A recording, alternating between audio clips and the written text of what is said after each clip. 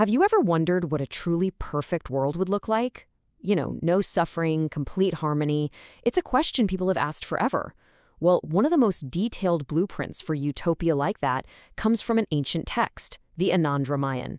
Today, we're going to dive into its vision of the ideal state, something it calls Ram Rajya. So here's how we're going to break down this amazing concept. We'll start with the big picture, then look at the ideal ruler who makes it all possible.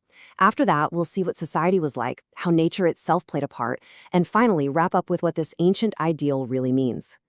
All right, first up, the vision of an ideal world. To really get what the Anand Ramayan is talking about, you've got to stretch your imagination a bit, because we're talking about a society built on principles that might feel totally foreign to us today. I mean, just stop and think about that. A world with no locks on your doors, no reason to be afraid walking home at night, no one suffering from long-term sickness. It sounds pretty much impossible, right? So how could you ever build a society like that?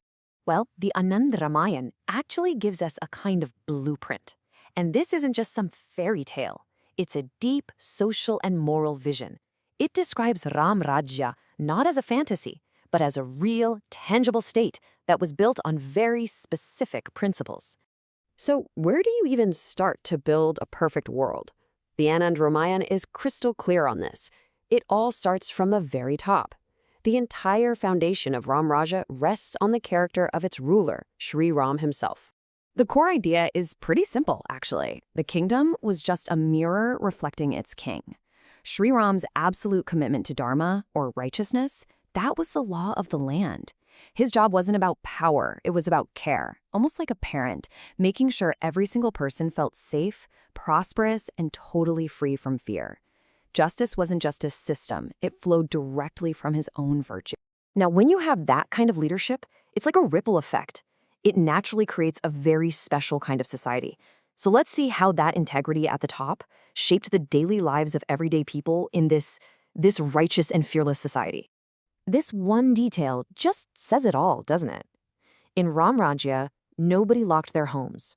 And it wasn't because of some super efficient police force, it was because the very thought of stealing just didn't exist. The security wasn't external, from guards or laws. It was internal, baked into the shared values of everyone. The Anand Ramayan itself puts it so powerfully. It says, no one knew of external deception, there was no theft, and thus, no punishment was ever needed. I mean, that's a pretty radical idea. It's a society so in tune with itself, so morally aligned, that the entire justice system we know, police, courts, jails, it was all completely unnecessary. So, what were these incredible values? Well, it all boiled down to a deep sense of personal integrity. A huge pillar of this was the Ek Patni Vrat, the vow that every man was devoted to only one wife.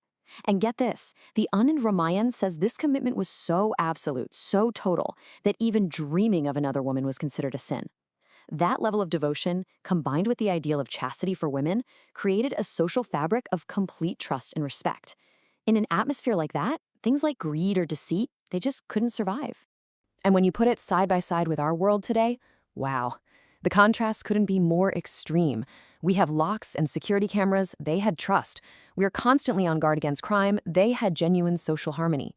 Ram Rajya seems to be defined just as much by what was missing, fear, lies, and justice, as by what was there.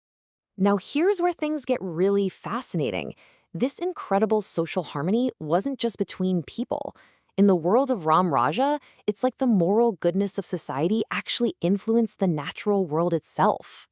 According to the text, nature was perfectly in tune with what people needed. The clouds would bring rain exactly when you wanted it. The earth was always fertile, and trees were just constantly overflowing with fruits and flowers. Can you imagine a world with no drought, no famine, no natural disasters?